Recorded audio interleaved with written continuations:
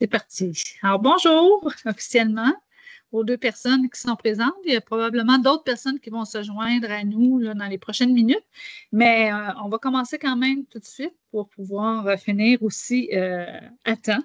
Alors, mon nom est Nadine Paquin. Je suis déléguée pédagogique pour les marques Chenelière Éducation et RP. Alors, je vous souhaite la bienvenue pour cet atelier de la rentrée pour la collection Passeport citoyen pour le deuxième cycle du primaire pour le cours de CCQ. Alors, je suis accompagnée de mon collègue Patrice Lamontagne, que vous voyez dans la vignette ci haut, en bas ou en haut, à côté, qui se fera plaisir donc d'animer la rencontre et de vous présenter les éléments essentiels et les composantes de cette nouvelle collection pour bien commencer l'année. Alors, mon rôle aujourd'hui, moi, ça va être celui d'être modératrice pour pouvoir soutenir, entre autres, mon collègue et répondre aussi à vos questions si jamais vous en avez en cours de présentation. On va avoir un temps prévu pour ça à la fin complètement. Mais si en cours de route, là, vous avez des questions, vous pouvez toujours les inscrire dans le fil de la conversation. Moi, je vais pouvoir y répondre aussi au fur et à mesure et on va faire aussi des petites interruptions de temps en temps là, pour voir s'il y a des questions. C'est la raison pour laquelle vos caméras et vos micros sont désactivés, étant donné qu'on enregistre donc la présentation. Et à la fin, si vous souhaitez, on va arrêter l'enregistrement, donc vous pourrez là, désactiver vos micros. On va pouvoir désactiver vos micros et les caméras pour pouvoir poser des questions. Donc, je vais aussi, au cours de la rencontre, insérer différents documents qui vont vous être utiles si jamais vous ne les avez pas encore, les formulaires d'expérimentation, les bons de commande, la liste des représentants. Donc, au fur et à mesure que Patrice va mentionner des éléments importants, je les glisserai dans le fil de la conversation. Comme ça, vous pourrez là, les consulter là, quand vous le souhaiterez. Alors, je pense n'avoir rien oublié. Je vous laisse sans plus tarder entre les mains de mon collègue Patrice. Puis, bonne présentation. Bonjour Nadine, bonjour tout le monde, bonjour Nadine. Merci pour la balle au rebond, je vais la prendre. Donc, je me présente de façon officielle. Je suis Patrice Lamontagne. Je suis représentant délégué pédagogique, en fait, aux éditions Chenelière Éducation et RP. Heureux de vous savoir parmi nous en cette belle fin de journée, en tout moins Québec, il fait beau. Donc, vous allez m'entendre parler aujourd'hui de la collection Passeport citoyen. Qu'est-ce que je vais faire? C'est essayer de faire le tour avec vous le mieux possible. J'imagine que vous êtes déjà utilisateur. Si ce n'est pas le cas, je vais en profiter pour vous demander comme ça d'entrée de jeu si vous êtes capable d'aller dans l'outil conversation et de dire si vous utilisez déjà la collection, c'est la première année, la deuxième année, où vous en êtes exactement. Ça va me permettre d'orienter mes flûtes un petit peu là, pour mon laïus. Donc, peut-être déjà aller dans l'outil conversation et inscrire si vous êtes déjà utilisateur, non utilisateur, si vous êtes en expérimentation, c'est nouveau, pas nouveau, si vous avez acheté la collection, juste pour un peu pour savoir à qui je parle. Et j'enchaîne de ce pas. Parfait. OK. Donc, qu'est-ce qu'on va faire aujourd'hui? C'est que donc, dans l'ordre du jour, je vais vous parler des composants de la collection Passeport citoyen. Donc, c'est quoi le matériel qui entre dans cette collection-là. Ensuite, je vais vous parler de la structure du manuel. Donc, ce sera le gros de la présentation, je vous dirais. Donc, de quelle façon est-ce que la collection est conçue, de quelle façon la collection est structurée. Donc, ça va être intéressant de vous retrouver en ce sens-là. Ensuite, on va regarder ensemble les ressources pédagogiques et numériques qui sont offertes avec la collection Passeport citoyen. Je vais vous parler des deux possibilités, donc soit l'achat ou l'expérimentation. Et bien évidemment, pour profiter là, de la mesure 192, 18012, la mesure budgétaire qui vous permet l'achat de ce matériel-là, donc qui est maintenant approuvé par le ministère de l'Éducation, soit dit en passant. Donc, vous avez des sous pour acheter ce matériel-là. Vous pouvez encore l'expérimenter si ce n'est déjà fait jusqu'à juin 2026. On y reviendra tout à l'heure. Et on va vous parler je vais vous parler aussi pour Nadine, qui va vous parler en fin de webinaire des différents services qui sont offerts autant chez Chenelière Éducation que chez RP pour vous, enseignantes ou enseignants au primaire. Parfait. Donc, la collection Passeport citoyen. Quels sont les composants? À gauche, vous avez ce qui est pour l'élève et à droite, qu'est-ce qui est pour vous, pour l'enseignant ou l'enseignante. Donc, autant troisième qu'en quatrième année, j'ai un exemple ici de troisième année, c'est le manuel. Donc, le manuel, un seul manuel en troisième, un manuel différent en quatrième, c'est là-dedans qu'on va retrouver tout le contenu. À l'intérieur du manuel aussi, l'élève va retrouver un code d'accès une clé d'activation. Excusez-moi, cette clé d'activation-là qui va donner accès au manuel numérique à l'élève pour une durée de 7 ans. Donc, pas le même élève, évidemment, mais pour 7 cohortes consécutives, les élèves vont pouvoir utiliser ce même code-là. Donc, ça peut être super intéressant de cette façon-là, que les élèves puissent l'utiliser pendant 7 années consécutives. Ensuite, à droite, vous avez les ressources pour l'enseignant. Qu'est-ce qu'elles comprennent, les ressources pour l'enseignant ou l'enseignante? Donc, c'est d'abord le guide d'enseignement qui est maintenant approuvé. Donc, autant les manuels que les guides d'enseignement. Donc, la collection complète est maintenant approuvée par le ministère de l'Éducation. Vous pouvez aller voir d'ailleurs sur le site ministériel pour corroborer l'information que je vous donne, mais je vous certifie à 100% qu'on est maintenant approuvé. Donc, tout est correct. On a l'approbation ministérielle.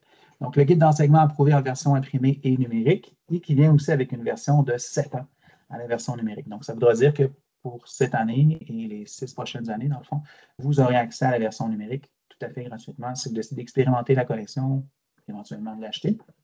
Et vous avez aussi la possibilité d'acheter le guide d'enseignement en version toujours approuvée, en version numérique uniquement. Si vous dites, moi, bon, son papier, c'est ça, c'est le gros cartable avec les notes pédagogiques sous forme de boudiné. Donc, si vous dites, moi, je n'ai pas besoin de ce gros cartable-là, la version numérique, ça me plaît, ça me suffit parce que je vais aller faire imprimer ce que j'ai besoin ou besoin.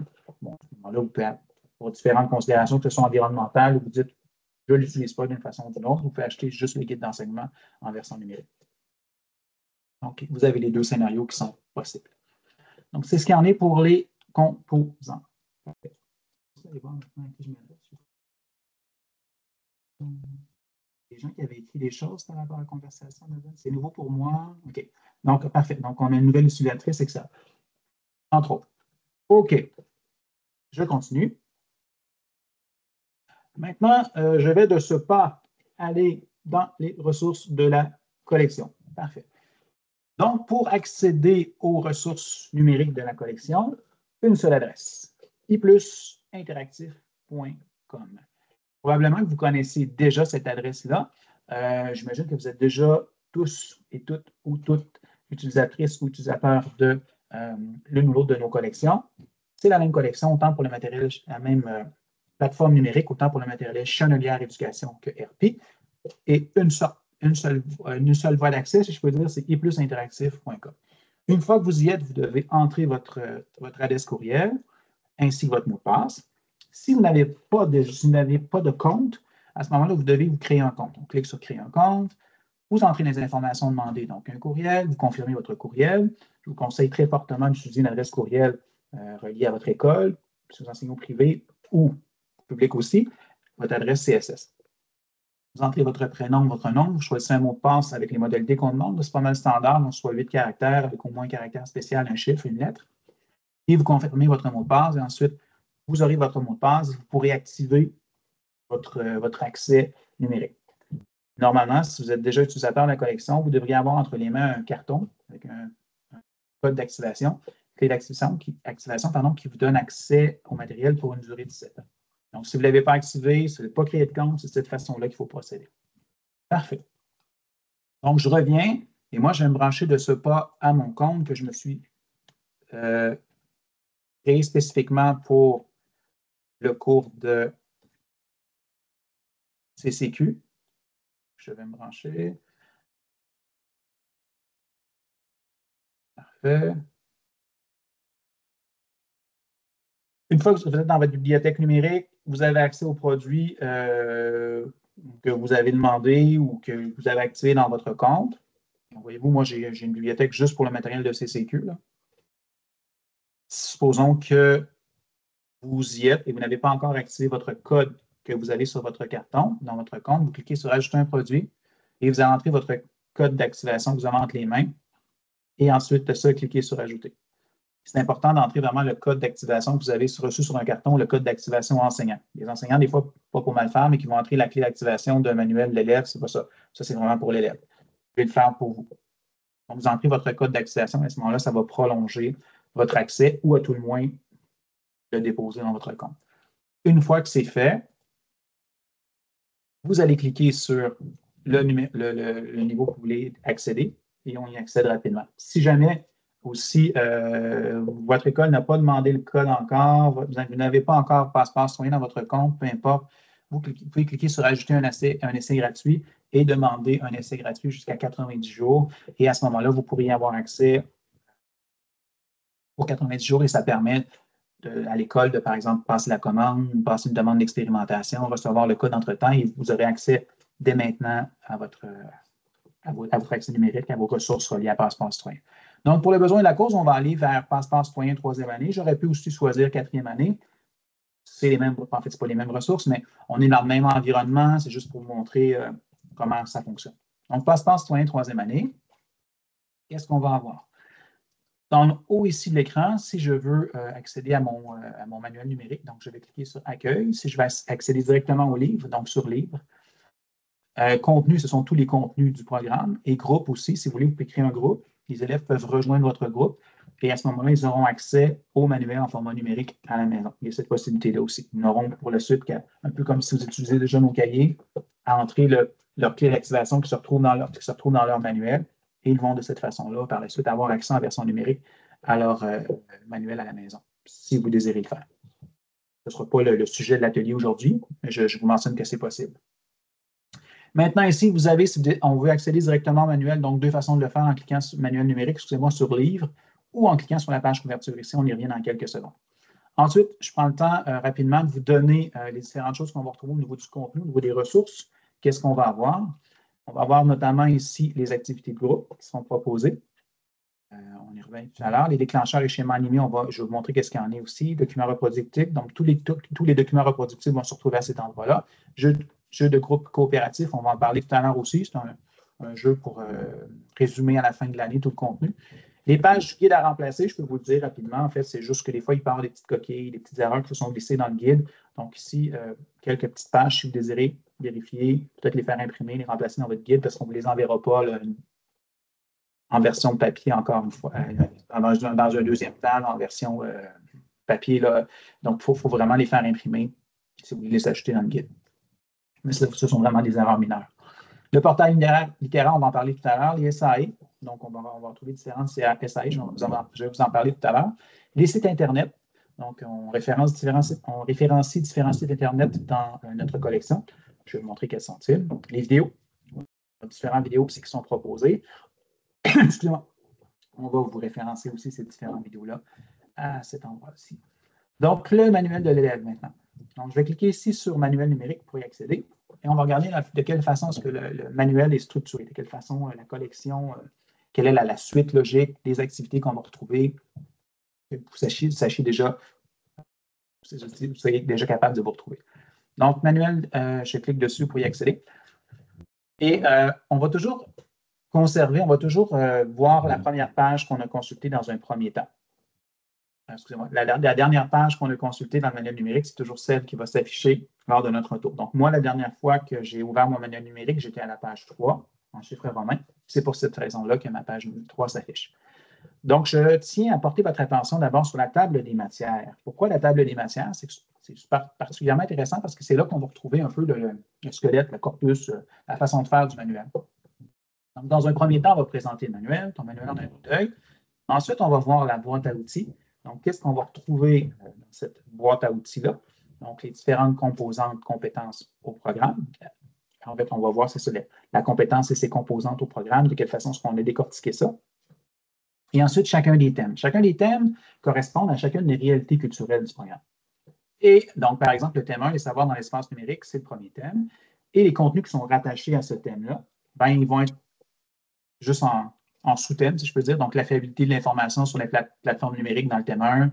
Par exemple, dans le thème 2, bien, les dynamiques de groupe, c'est la réalité culturelle. On va parler des différences et des points de vue, points communs entre les individus. On va parler aussi de l'inclusion et l'exclusion. Donc, ça, ce sont les sous-thèmes. Ce sont les contenus des réalités culturelles. Soit dit en passant, les réalités culturelles, vous pouvez les voir dans l'ordre et dans le désordre. On peut commencer par le thème 1 si vous le désirez, par le thème 4, par le thème 5, le thème 2. Comme bon vous semble, c'est vous qui êtes roi et maître.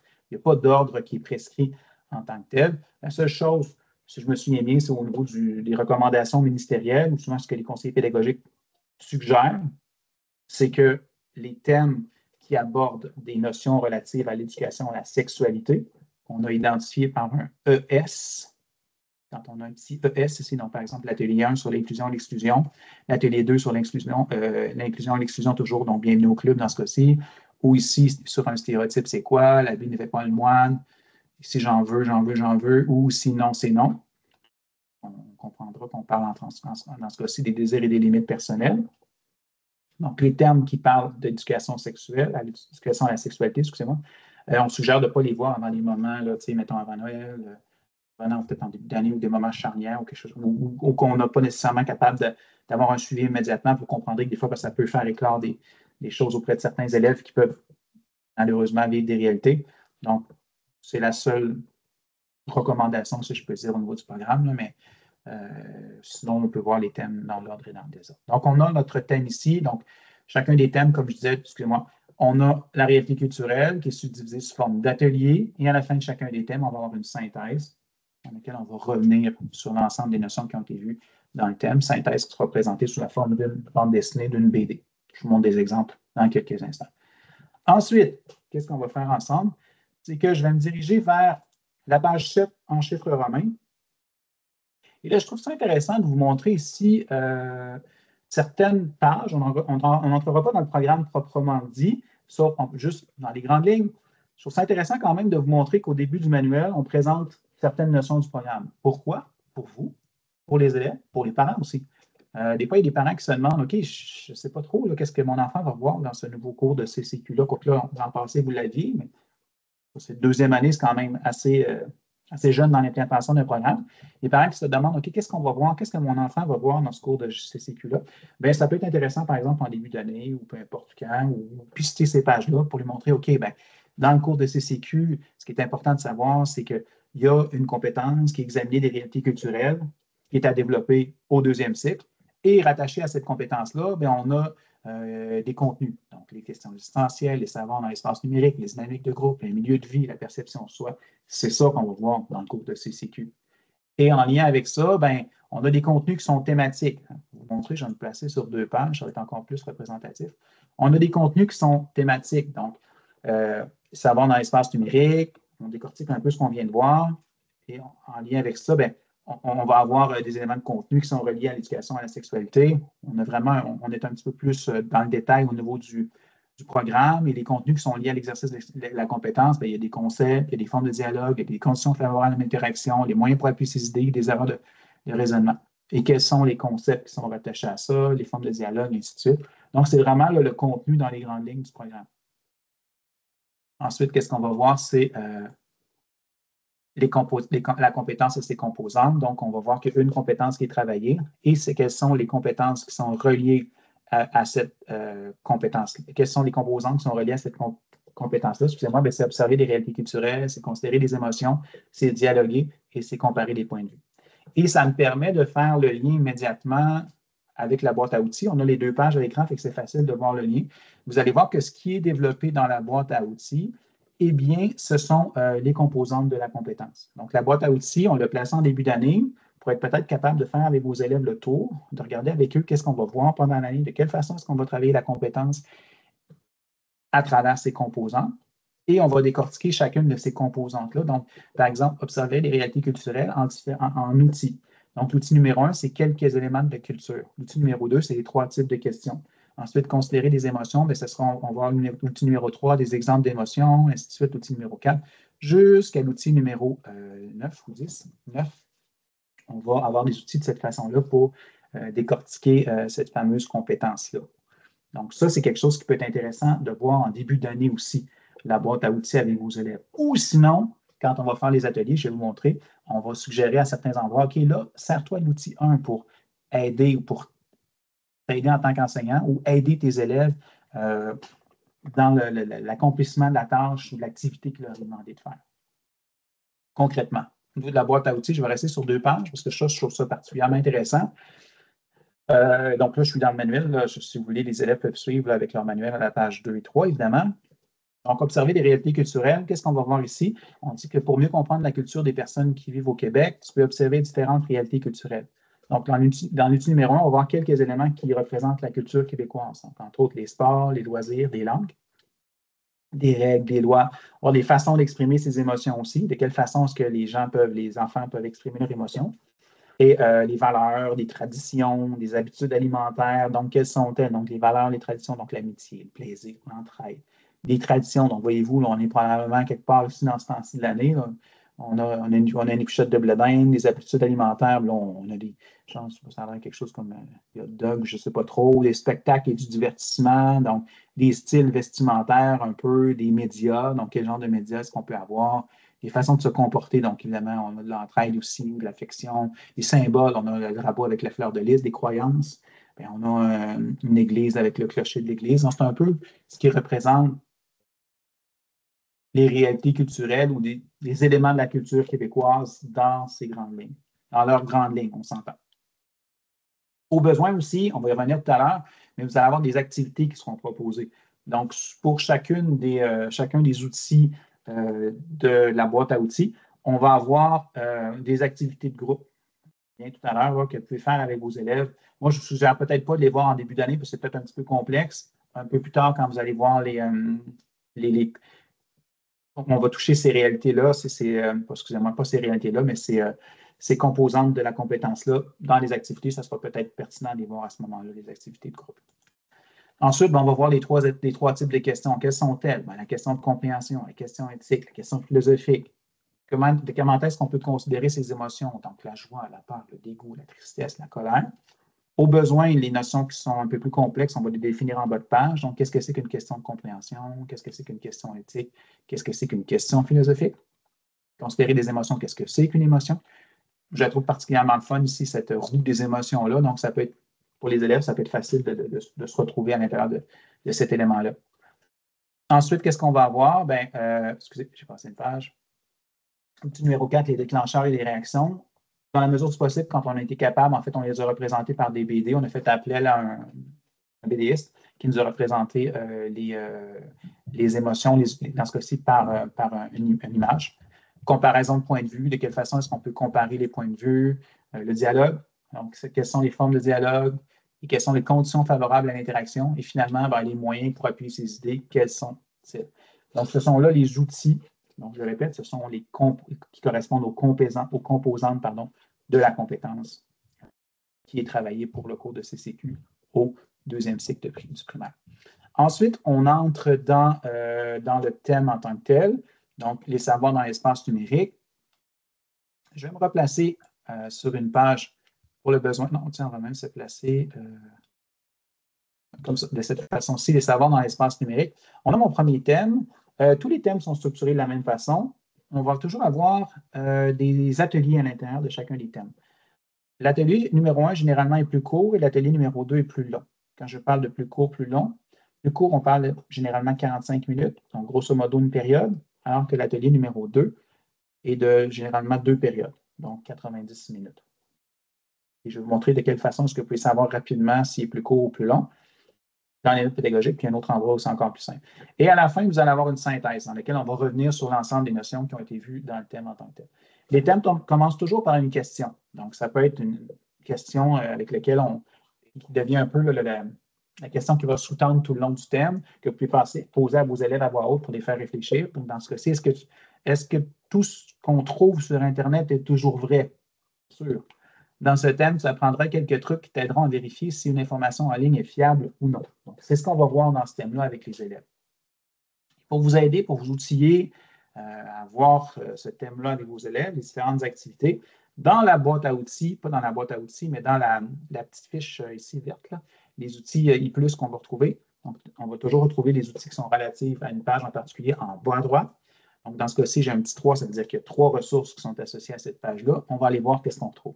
Donc, concrètement, qu'est-ce qu'on va avoir? On va avoir une grille d'observation de groupe. Donc, si vous voulez, pendant le déroulement des différentes activités, vous pouvez, au besoin, ouvrir la grille d'observation de groupe. Donc, on va peut-être juste la faire rotationner de cette façon-là. Donc, on peut écrire le nom des élèves ici. Et après ça, avec les critères de la compétence, les comportements qui sont observables, on peut écrire une note, que ce soit A, B, C, D ou E, et les éléments qui sont observés. Donc, vous avez cette grille d'observation de groupe-là qui peut être utilisée si vous le désirez. Ou sinon, Si vous préférez, vous pouvez aussi utiliser une grille d'observation individuelle. Donc là, vous avez plus de place, évidemment, pour inscrire des notes avec les cotes. Donc, vous avez ces deux possibilités-là, ces deux grilles-là qui vous sont fournies. Je le répète, elles se retrouvent dans la petite fiche verte ici en bas à droite. Et vous avez surtout des notes pédagogiques. On va aller voir qu'est-ce que c'est que ces notes pédagogiques-là. Donc, j'ouvre les notes pédagogiques. C'est le cas de le dire, ce sont des notes pédagogiques. Même notes pédagogiques que vous allez retrouver, soit dit en passant, dans le boudinet que vous avez dans le cartable, dans votre guide numérique papier, dans le guide papier. Donc, dans le guide papier, vous allez avoir ces mêmes notes-là.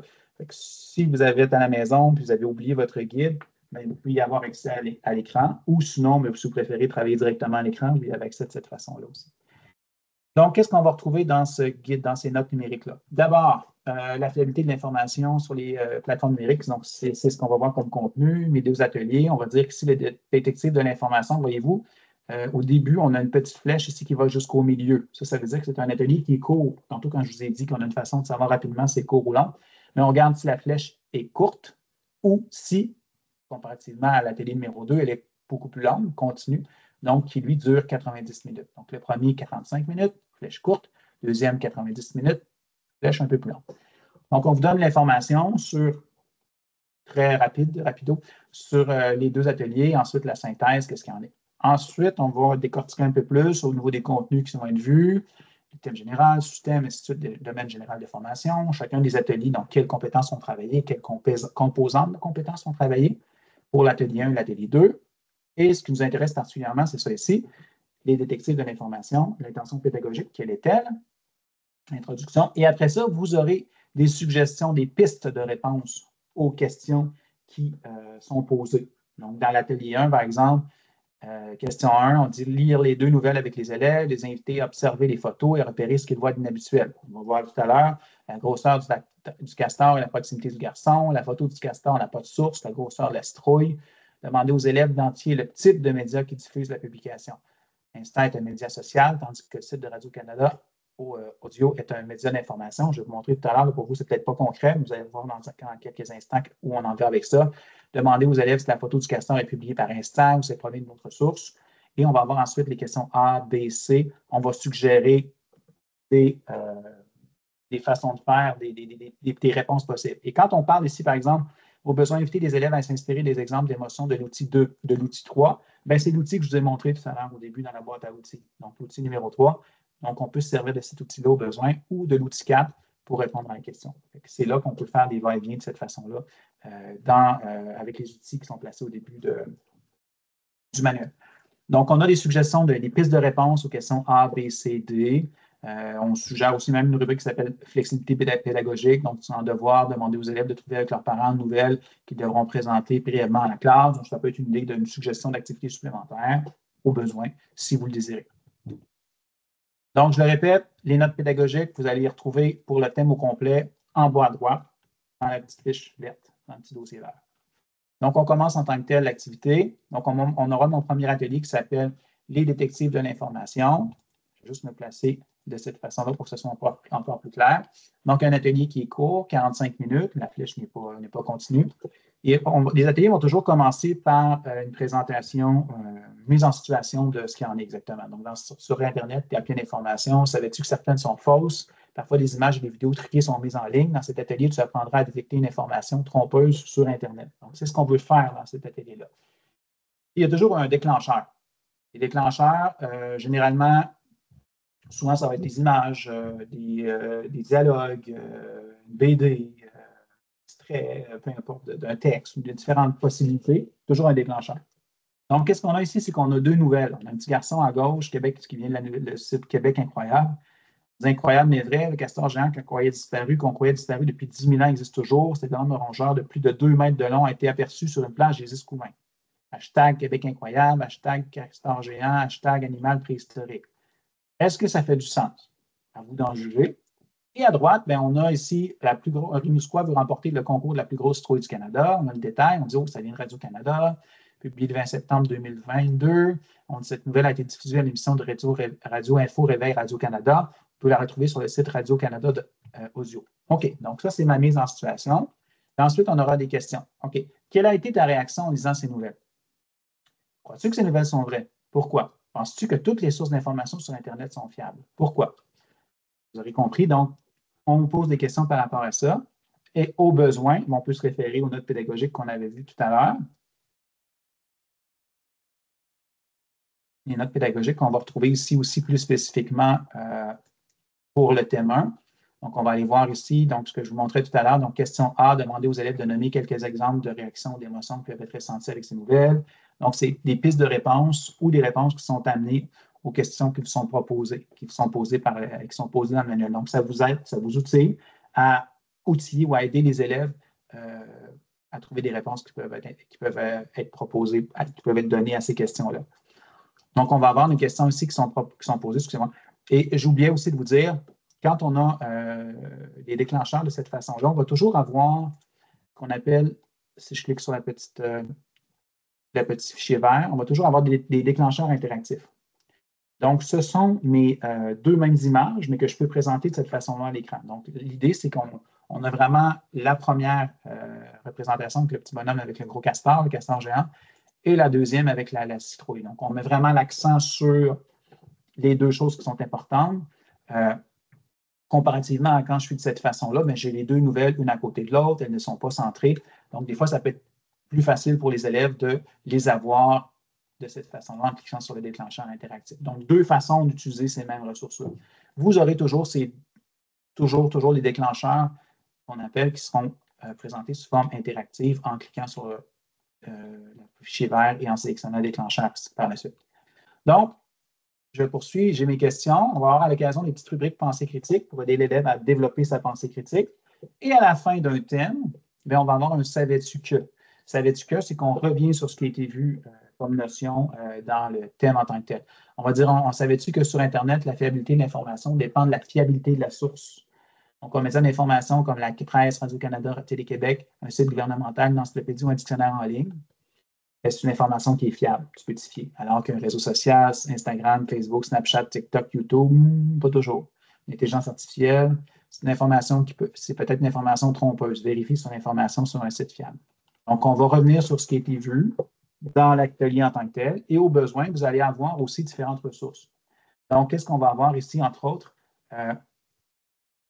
On va avoir le savais-tu que sous forme de déclencheur interactif, encore une fois. Fait qu'on peut présenter la même notion sur Internet, la fiabilité de l'information dépend de la fiabilité de la source. On peut avoir avec les élèves, OK, c'est quoi la fiabilité de la source? C'est un média d'information. Voyez-vous, ça peut vous permettre de présenter la même théorie, mais d'une façon un peu plus animée, un peu plus intéressante. Je clique sur la petite flèche ici, puis les informations vont apparaître. Mais ce sont essentiellement les mêmes informations qu'on va retrouver ici. Sinon, on va avoir aussi des ressources externes qui vont être proposées. Dans ce cas-ci, on a une affiche sur un site extérieur. Donc, sur qu'est-ce qu'un média d'information. Donc, si je clique ici, on va me dire, OK, redirection, vous allez cliquer sur un lien externe. Je vais cliquer sur Continuer. Et là, on aura cette affiche-là qui est qu'est-ce qu'un média d'information. Donc, voyez-vous, c'est sur le site Science Presse. Donc, évidemment, nous, les informations qu'on donne là, c'est des informations qui ont été vérifiées, qui sont crédibles. Pour besoin, on peut la faire imprimer, la mettre en classe si vous désirez. On aura quelque chose aussi donc, sur comment reconnaître une ressource fiable. Chaque fois qu'on me dit que c'est sur un lien externe, on a cette notification-là qui apparaît. Donc, on aura cette affiche-là encore qui vient encore de sciencepresse.ca sur comment fabrique-t-on l'information. Fait qu'au besoin, on peut les faire imprimer, les mettre en classe, les passer, les montrer aux élèves, comme bon me semble. Donc, je vais changer ensuite d'activité. On va avoir la deuxième activité qui s'appelle « Où as-tu vu ça? » On dit « Comment fais-tu pour trouver de l'information fiable sur Internet? » Il y a tellement de sites différents. Dans cet atelier, tu examineras pourquoi certaines sources d'information sont plus fiables que d'autres. Ici, c'est un atelier qui est long, donc 2 périodes, la flèche elle est continue. Et on dit, lis cet échange entre 2 camarades, puis réponds aux questions. Donc, on a un échange ici entre 2 camarades. As-tu vu un petit garçon survécu 1 an dans la forêt tout seul? Moi, je pense que oui.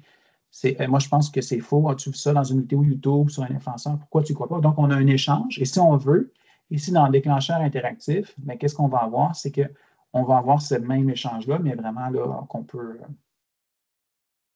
peut faire passer, qu'on peut montrer aux élèves là, à la vitesse qu'on veut parce que c'est nous qui avons le contrôle. Bon, as-tu vu un petit garçon qui a survécu? Oui, tout ça. Fait que je vais juste cliquer ici et les dialogues vont apparaître au fur et à mesure. Fait que c'est assurément plus intéressant de le présenter de cette façon-là. Fait qu'on a notre dialogue qui est ici et ensuite à ça, avec l'échange, on dit OK, excusez-moi. lis cet échange pour avoir des questions. Quelle serait ta réaction en apprenant une nouvelle comme celle-ci? Quelles sources d'informations citées par les jeunes te semblent fiables? Pourquoi? Et qu'on va avoir des questions, encore une fois, dans les notes pédagogiques. Bien, je vais avoir ici des suggestions de réponses en lien avec ça. On ne le regardera pas parce que je l'ai montré tout à l'heure, mais ça vous donne une idée. Donc, de quelle façon est-ce qu'on peut faire cette activité avec les jeunes? Et ensuite, à la question numéro 2, donc, on dit « Trouve ce qui est un fait, une opinion, une publicité dans les écrans ci-dessous, repère leur source, puis détermine si cette source est fiable ou non. » Donc, ici, on a une activité, une blanchisseuse de 13 ans, fracasse un record devant Tony Hawk, et on a de l'information par rapport à ça. Et à l'occasion, vous allez avoir des fiches aussi que vous pouvez faire imprimer en lien avec des activités. Pour savoir s'il y a une fiche, on va cliquer sur le petit contenu ici, le petit dossier vert. Et là, on va avoir une fiche. Voyez-vous, fiche 1.1, où as-tu vu ça? Activité 2. Donc, je vais avoir une fiche réponse pour répondre aux questions. Qui a écrit l'article? Est-ce que c'est Arisa Crew? Est-ce que c'est Félicia Latour? Est-ce que c'est Tony Hawk? Selon toi, quel métier Félicia Latour exerce-t-elle? Et pour en venir à la conclusion après ça, si c'est crédible ou pas comme source. Donc, ça nous permet de revenir sur cette situation-là, ce texte-là. Donc, vous avez toujours la fiche en PDF, en version Word, si vous les modifiez. Et ensuite, on va avoir le corrigé en PDF et la version Word en corrigé aussi. Et on va avoir aussi, comme tout à l'heure, le déclencheur en version interactive, des sites Internet, donc pour aller vers l'information d'autres informations. Donc, comment fabrique-t-on l'information sur une affiche ici, dans ce cas-ci, ou une vidéo, quelle est la différence entre un fait et une opinion? Donc, en lien avec ce qui est amené comme contenu. Donc, toujours les ressources se trouvent toujours dans le petit dossier vert ici. Excellent. Donc, la question numéro 3, il y a toutes sortes de façons de chercher de l'information sur Internet. Examine cette recherche par image, regarde bien chacune des images et sa source et répond ensuite aux questions. Donc, vous avez ici des images qui sont présentées. Et en lien avec ça, on va avoir encore des fiches. Donc, on peut faire imprimer au besoin. À savoir, OK, remplir la fiche pour chaque photo, la situation A, est-ce que la source est fiable, le risque de trompeuse. Qui pourrait avoir produit cette information? Des influenceurs, des vendeurs, des journalistes ou informations non disponibles? Encore une fois, ça permet de vérifier la crédibilité de la source en tant que telle, en lien avec chacune des images qui sont proposées là, A, B, C ou D. Donc, vous allez avoir la fiche en version PDF, en version Word et le corrigé. Et ensuite, on a des vidéos, si vous désirez aussi, à savoir comment savoir ce qui est vrai sur Internet, comment vérifier la fiabilité d'une source. Donc, si je clique ici, je clique sur « Continuer », mais je vais avoir mon vidéo ici.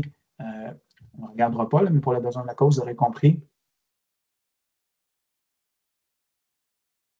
On va vérifier avec les élèves, de quelle façon est-ce qu'on peut vérifier si une source est fiable ou pas, si elle est vraie ou pas. Donc, on propose des vidéos en lien avec ça. Et ensuite, on revient, en fait, on a des questions par rapport à l'image. Donc, c'est des questions qu'on répond aussi sur les fiches que je vous ai montrées tout à l'heure. Quelles images présentent une information fiable? Pourquoi? Quelles images présentent une information qui risque d'être trompeuse? Et ainsi de suite. Et vous allez avoir souvent des rubriques qui s'appellent médias et vie numérique. De quelle façon est-ce qu'on peut, les médias et la vie numérique peuvent nous aider ou pas? Pas le traitement, mais avec la vérification, la véracité des éléments qu'on va trouver en ligne. Dans ce cas-ci, on dit l'intelligence artificielle est un outil informatique conçu pour imiter les humains. Elle est de plus en plus utilisée pour truquer des images et des vidéos. Je n'ai pas l'expression française qu'on appelle des deepfakes, qu'on sait qu'ils sont de plus en plus présents. Le résultat semble tellement réel qu'on peut facilement se faire tromper, effectivement. Donc, on essaie de sensibiliser les élèves par rapport à ça. Et ensuite, on va revenir avec « Savais-tu que ?» donc sur l'essentiel de l'information qui est vue. Donc, savais-tu que si l'information provient d'une source de journalistes, de spécialistes qui présentent un fait fiable, si elle provient d'influenceurs et veut te convaincre, ou si elle provient de personnes ordinaires et donne une opinion, ou si elle provient d'entreprise et veut te vendre quelque chose, ben c'est peut-être trompeux, vérifier l'information auprès d'une source fiable. Ça, c'est particulièrement intéressant aussi. Donc, on est vraiment sur la vérification des faits, l'identité numérique, de quelle façon est-ce que je peux m'assurer que ce que j'ai vu, en fait, m'assurer, on n'est jamais sûr à 100%, mais de quelle façon je peux vérifier le plus possible que ce que j'ai vu, lu ou entendu, c'est fiable ou pas. Et à la fin de chacun des thèmes, vous allez avoir une bande dessinée. Je vais me placer sur une page. Vous allez avoir une bande dessinée dans laquelle on va revenir sur ce qui a été vu dans le thème en tant que tel.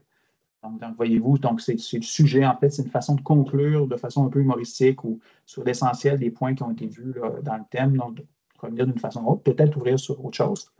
Voyez-vous comme concrètement ici une histoire de calmar, on dit waouh, un calmar géant s'est échoué à Tadoussac, as-tu vu la photo? Non, as-tu vu ça? Je l'ai vu sur Internet, c'est sur tous les réseaux sociaux. Tu ne sais pas qu'il y a plein de fausses nouvelles sur les réseaux sociaux. Oui, je sais, mais il y en a aussi des vraies. As-tu vérifié auprès d'une source fiable comme un média d'information? Non, tu as oublié la règle d'or. Il faut toujours s'assurer que la source est fiable. Surtout que maintenant, il y a des photos truquées très réalistes qu'on voit avec la grosse pub. Calmar, c'est vrai, l'autre jour, j'ai vu des photos de gens qui n'existent même pas. C'est fou. Bon, bien, je vais aller vérifier si cette histoire de calmar est vraie. Tiens-moi au courant. Ça permet de revenir sur ce qui a été vu en tant que tel dans l'activité qui est proposée ici. Et ça se termine comme ça. On entre maintenant dans un nouveau thème. Donc, la structure est la même, on pourrait reprendre encore, mais on va avoir encore des activités qui sont proposées, excusez-moi, des ateliers avec un déclencheur, les déclencheurs qui sont toujours présentés en schéma interactif si vous le désirez, et des ateliers qui sont parfois courts, donc un atelier qui est court ici, donc généralement le premier, ou un atelier qui est long, quand on va avoir le deuxième. Donc la flèche est longue, donc 2 périodes versus une période court-long, toujours avec des déclencheurs, le même principe, avec du matériel reproductible au besoin. Donc, je dirais que essentiellement, ça fait le tour de la séquence qui est utilisée dans la collection Passeport citoyen au deuxième cycle. C'est la même chose au premier cycle, au troisième cycle, soit dit en passant. Est-ce qu'il y a des questions jusqu'à maintenant, Nadine? Non, tout est beau, tout est clair. Ça a l'air. Parfait, merci. Donc, je vais revenir où on était tout à l'heure. Je vais cliquer sur Accueil. On revient où est-ce qu'on était tout à l'heure. Qu'est-ce qu'on va faire maintenant? C'est que je vais regarder avec vous les ressources qui sont aussi disponibles dans la collection. J'ai parlé tout à l'heure des activités de groupe, les activités de groupe qui sont ici.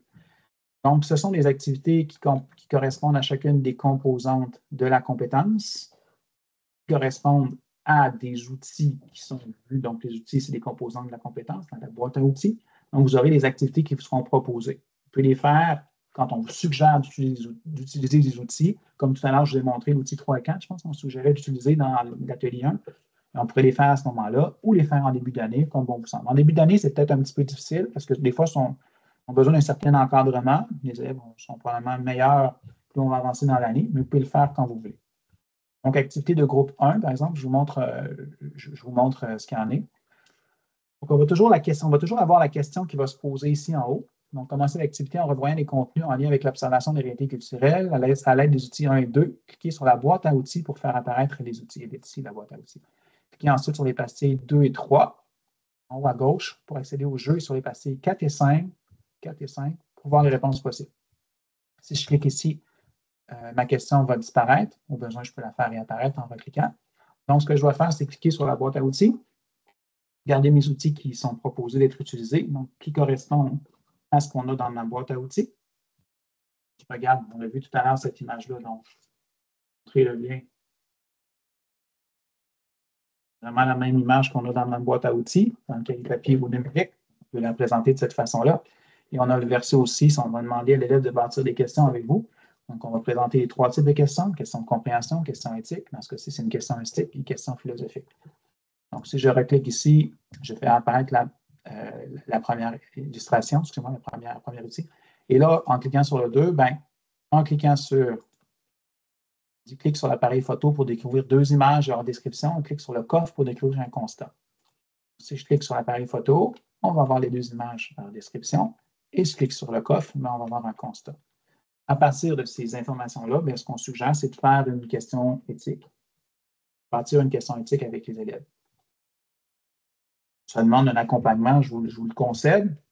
Vous allez avoir, si vous le désirez, aux diapositives 4 et 5, des suggestions de réponses, des suggestions de questions qui pourraient être posées. Donc, si vous voulez aller voir à l'avance quel genre de questions que vous pourriez faire avec vos élèves, trouver à partir de ces informations-là, ça peut être intéressant. Donc, encore là, c'est activité de groupe parce que ça permet d'échanger avec les élèves. Donc, 4 et 5, on va avoir des suggestions de réponses possibles. Donc, je vais revenir où on en était.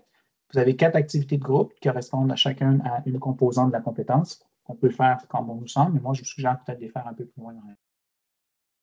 Si je reviens sur les contenus, qu'est-ce qu'on va avoir ensuite? On va avoir des déclencheurs qu'on a regroupés ici, mais ce sont les mêmes déclencheurs que je vous ai montrés, c'est juste que là, on les a répertoriés au bon endroit. Les documents reproductibles, donc on va avoir le guide d'introduction. Si vous désirez, le guide d'introduction se retrouve dans le guide papier, se retrouve ici aussi. Vous pouvez lire toutes les notes pédagogiques aussi. Donc, se retrouve tout ça. En fait, tout ce que je vous montre se retrouve à la fois dans le guide papier et numérique, là. Les notes pédagogiques, les fiches, on a vu des exemples encore, on va les retrouver ici. Les grilles d'observation, j'ai montré des exemples aussi. Les outils d'évaluation, les documents de l'élève à imprimer. Si vous désirez faire imprimer tous les documents de l'élève d'un coup, vous pouvez le faire de cette façon-là. Donc, les documents zip, on l'ouvre, on peut faire imprimer. Ou tous les documents reproductibles aussi. Jeu de groupe coopératif, c'est un jeu de groupe de révision à la fin de l'année. Donc, on peut y aller de cette façon-là aussi. C'est une espèce d'un jeu coopératif, ouais, c'est ça, avec des équipes. Donc, on ne le fera pas, là, mais avec des questions qui nous permettent de revenir sur ce qui a été vu avec des idées. Puis on déplace, puis l'idée, c'est d'arriver à la fin, à l'arrivée, le plus rapidement possible. C'est vraiment, donc, on joue tout le monde ensemble, mais ce n'est pas une équipe contre l'autre, c'est toutes les équipes. Il n'y a qu'un pion et on avance avec le pion. Donc, ça, c'est un jeu coopératif. Ensuite, les pages du guide à remplacer, j'en ai parlé rapidement tout à l'heure. Ce sont quelques petites erreurs, quelques petites coquilles surtout qui se sont glissées dans le guide, même si on révise et révise et révise et révise, il y en a toujours malheureusement. Donc, si vous voulez faire des changements, mais c'est très, très mineur comme changement, donc comme bon vous semble, mais s'il y a des changements, ils sont ici parce qu'on ne vous fera pas parvenir ces changements-là en version papier dans un deuxième envoi. Le portail littéraire, super intéressant le portail littéraire. Qu'est-ce qu'on a dans le portail littéraire? En fait, le portail littéraire, c'est une espèce d'outil de recherche, si je peux dire, qu'on vous fournit en littérature, en littératie pour vos élèves. Donc, on vous donne les différents thèmes qui sont abordés et on va vous suggérer des types de littératie en lien avec ces thèmes-là. Donc, par exemple, si je suis dans les savoirs dans l'espace numérique, dans le thème numéro 1, on va suggérer des ouvrages qui sont pertinents par rapport à ça. Donc, si on est encore plus précis, puis on dit, OK, je suis dans le thème numéro 1, les savoirs dans l'espace numérique, et je veux travailler la fiabilité de l'information, je vais cliquer ici. Donc, évidemment, donc, ils sont tous sélectionnés, là, mais on peut, de cette façon-là, par la suite, là, faire une élimination. On peut même aller encore plus précis que ça, puis dire, OK, moi, je veux un album. Oh, voyez-vous, il n'y en a qu'un seul album ici avec une illustration d'Élise Gravel, là. Ou sinon, si je veux une bande dessinée, là, il n'y a pas de bande dessinée. Est-ce qu'il y a une docufiction dans ce cas-ci? Il n'y a pas de docufiction. La majorité, ce sont des documentaires pour ce titre, ce thème-là et ce sujet-là. Ou un roman, est-ce qu'il y a des romans dans ce cas-ci? Voyez-vous, il y a un roman qui s'appelle Un parfum de fausse nouvelle. Ça peut vous donner une idée de titre que vous pourriez acheter, si vous le désirez, en lien avec les sujets qui sont amenés dans la collection Passeport Citoyen et évidemment dans le programme par la bande. Donc, par exemple, voyez-vous, si je clique sur un titre en particulier, on va toujours avoir l'éditeur, on va toujours avoir le nombre de pages, l'année de publication, il y a un petit résumé. On vous donne un résumé, donc ça peut être intéressant avant le temps de savoir, OK, ça m'intéresse-tu, ça ne m'intéresse-tu pas, pourquoi? Puis au besoin, bien, on peut faire acheter ces titres-là si vous ne les avez pas déjà. Donc, ça, c'est ce qu'on appelle le portail littéraire, qu'on va retrouver ici, c'est le portail littéraire. Les SAI. Les SAI, vous en avez 3. Les SAI, on va toujours les présenter de la même façon, de toujours avoir des notes pédagogiques. Notes pédagogiques dans lesquelles on va vous donner de l'information sur le déroulement de chacune des activités. Et je tiens particulièrement à attirer votre attention sur la rubrique qui s'appelle « À court de temps ». Des fois, si vous décidez de faire une SAI, ça arrive des fois qu'on manque de temps. Non, ça n'arrive jamais, je blague. On va vous dire, OK, dans ce cas-ci, qu'est-ce que tu dois prioriser? On dit prioriser la réalisation de l'activité 2 de l'atelier 1 et celle des activités 5 et 6 de l'atelier 2. Donc, on vous pointe vraiment des activités que vous devez faire, que l'élève doit faire s'il veut mener à bien la réalisation de la SAI. Donc, ça peut être super intéressant.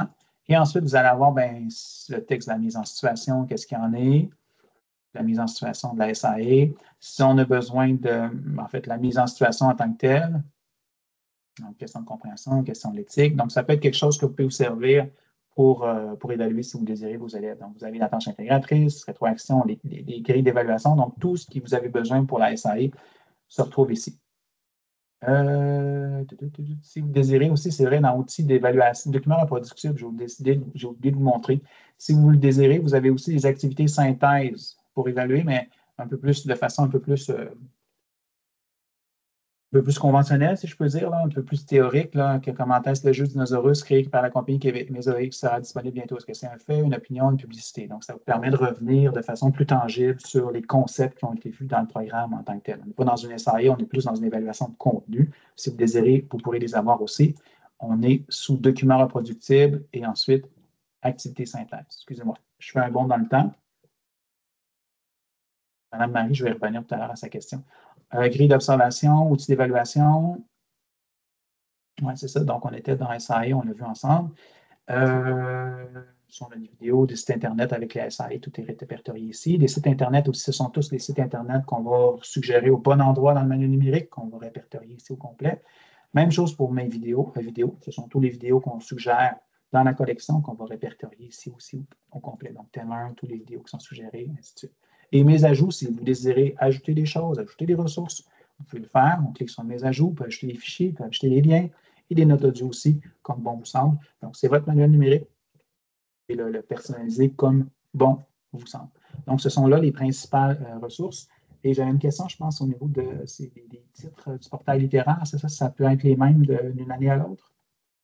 C'est ça. On se demande si les livres suggérés peuvent être les mêmes d'une année à l'autre, en troisième Oui, et quatrième année. c'est une bonne question, mais de façon générale, il faudrait que je fasse le tri, mais je pense que de façon générale, c'est rare qu'il y ait un livre, mettons, spécifiquement pour troisième, spécifiquement pour quatrième. Ça va être souvent les mêmes titres, pas d'un cycle à l'autre, mais à moins d'erreurs, je crois que ce sont les mêmes, pas mal les mêmes titres.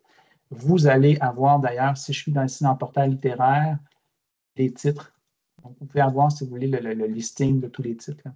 Excusez-moi le listing, excusez-moi l'anglicisme. Excusez l'anglicisme, la liste de tous les titres qui sont suggérés. Donc, il faudrait peut-être faire l'exercice, mais je suis pas mal sûr que d'après moi, il doit y avoir beaucoup de titres qui se ressemblent.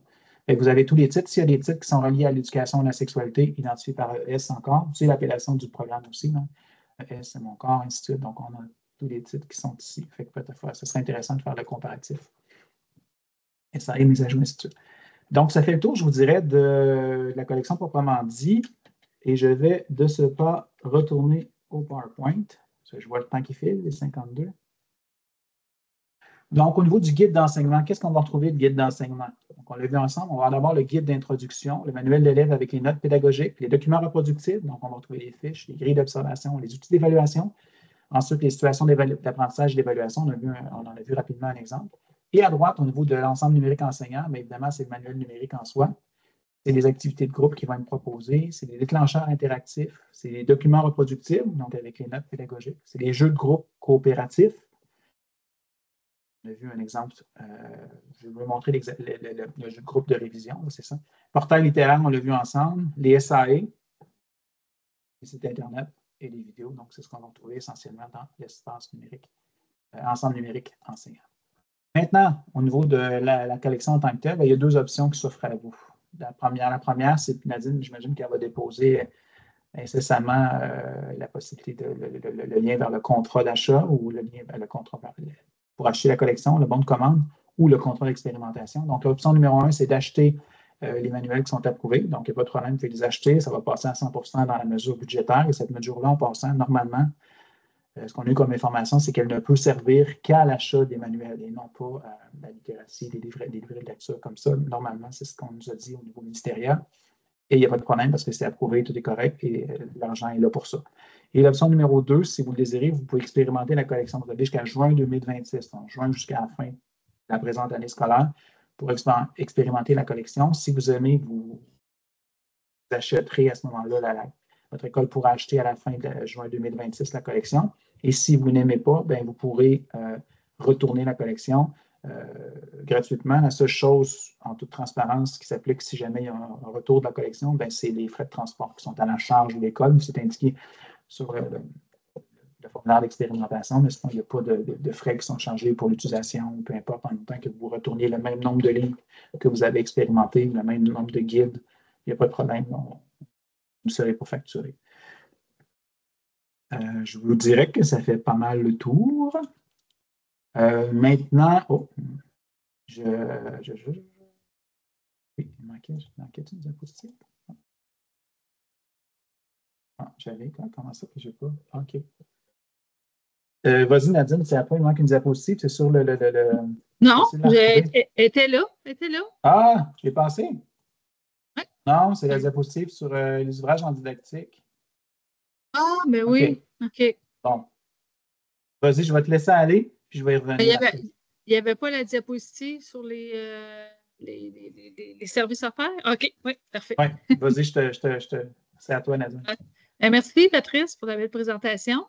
Alors, je vais brièvement vous parler des services offerts qui peuvent vous aider puis vous soutenir là, tout au long de l'année. Donc, le premier, là, le contactez-nous, en fait, tout ce qui concerne les commandes. Donc, si vous posez des questions, vous n'avez pas reçu votre commande, vous n'avez pas reçu votre matériel, peu importe. Alors, c'est vraiment un service à la clientèle de RP pour la collection, le passeport citoyen que vous devez contacter. Donc, par courriel, la commande à commercial-rp.com. Donc, voilà le premier service essentiel. Donc, si vous posez des questions, tout ce qui concerne là, les commandes.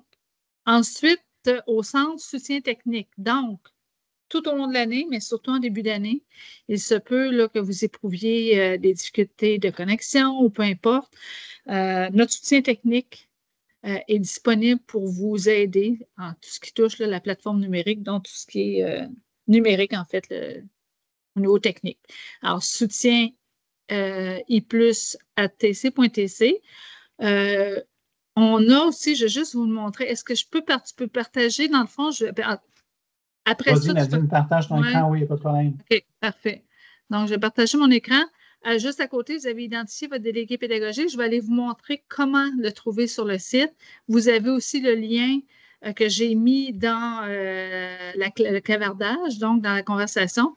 Mais vous allez pouvoir là, y accéder aussi. Je vais vous montrer en allant sur le site de RP. Donc, je vais partager mon écran.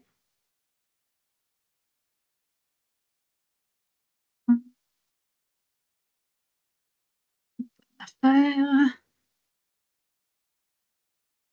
Est-ce que vous voyez bien l'écran qui est partagé, Patrice? Excuse-moi, Nadine. Est-ce qu'on voit bien l'écran qui est partagé? Oui, excuse-moi. Parfait. Oui. Super. Donc, Désolé. quand vous allez sur le site de rp.com, donc vous avez, là, si vous allez, exemple, préscolaire primaire, vous allez pouvoir défiler en bas, vous allez avoir là, les trois images qu'on vous présentait sur la diapositive. Vous allez pouvoir cliquer directement sur chacun. Donc, exemple, soutien technique. Je vous ai donné tantôt le courriel, mais vous pouvez aussi clavarder avec un agent directement. Donc, ça peut être pratique. Vous êtes en classe ou peu importe. Vous pouvez là, clavarder en direct avec un de nos techniciens. Donc, pas 24 heures sur 24, là, mais quand même des heures là, intéressantes, là, surtout en début d'année. Il me semble que c'était jusqu'à 21 heures pour un certain temps. Si je ne me trompe pas, Patrice, c'est plus indiqué sur le site. Pour la rentrée scolaire, je crois que oui. Ouais, pour la rentrée scolaire. Là, puis même, vous pouvez donner l'information aux parents. Alors, si jamais là, vous utilisez d'autres outils matériels puis que les élèves doivent se connecter à la maison, vous pouvez donner l'information aux parents début d'année pour le soutien technique. Ils peuvent aussi contacter.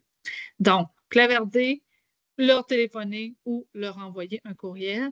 Donc, gênez-vous pas pour utiliser ce service de soutien technique. Et si je reviens à la page, oups, excusez, j'ai la fameuse barre d'outils qui apparaît. Bon, excusez. Donc, délégué pédagogique, identifiez votre délégué. Si vous ne le connaissez pas encore, en allant sur le site ou en cliquant sur le lien que j'ai mis dans la conversation, vous pouvez, en cliquant sur Scolaire Québec, rechercher votre délégué si vous ne le connaissez pas encore. Ressources hyper importantes, je dirais, là, c'est en fait, nous sommes délégués, là, Patrice et moi, le pédagogique pour certaines régions. Donc, nous sommes 6 qui nous partageons le Québec. Alors, si vous ne connaissez pas votre délégué, vous indiquez là, votre centre de service ou votre école et on va vous indiquer là, qui est votre délégué pédagogique. Et en tout temps, on peut vous accompagner. Vous avez des questions, vous voulez avoir une présentation, vous voulez nous rencontrer, alors n'hésitez pas à faire appel à nous. Ça nous fait vraiment plaisir là, de vous accompagner là, tout au long de l'année. Alors voilà pour les services qui sont offerts. Je pense que j'ai fait le tour, oui. Si je ne me trompe pas. Alors, nous serions rendus à la période de questions. Je vais juste départager mon écran. Oui, c'est ça. Et tu vois mon partage d'écran? Ah, il est correct. Tu as trouvé le... Oui, excusez, j'ai oublié parfait. tout à l'heure. C'est bon. En fait, vas-y, Patrice. Juste 2 petites secondes, puis ensuite on va aller aux questions, puis j'ai 16h59. Si jamais, vous savez sûrement que chez Chanel, on a éducation, puis chez RP, on a plusieurs titres. On a beaucoup de titres chez Chenelière en didactique. Donc, il y a des titres qui peuvent être intéressants aussi, particulièrement pour CCQ. Donc, entre autres, on a un ouvrage qui s'appelle Pratiquer la philosophie au primaire, qui peut être intéressant en complément. Quelque chose aussi sur l'art du questionnement, qui est stratégie efficace pour favoriser une culture d'enquête en classe. Et une année pour grandir, donc pour favoriser les activités, favoriser le bien-être, les relations interpersonnelles et l'épanouissement des élèves au fil des mois. Donc, 3 ouvrages en didactique que vous pouvez acheter, vous pouvez vous procurer aux besoins qui peuvent être intéressants. Il y a plein d'autres choses aussi, là, en mathématiques, en français, peu importe, en gestion de classe, en apprentissage. Mais là, on s'est concentré sur 3 titres qui étaient pertinents par rapport à CCQ. Vous allez sur notre site, chenelière.ca, didactique, vous allez retrouver tout ça. Je te repasse la parole, Nadine. Parfait. Je vais arrêter l'enregistrement. Donc, voilà.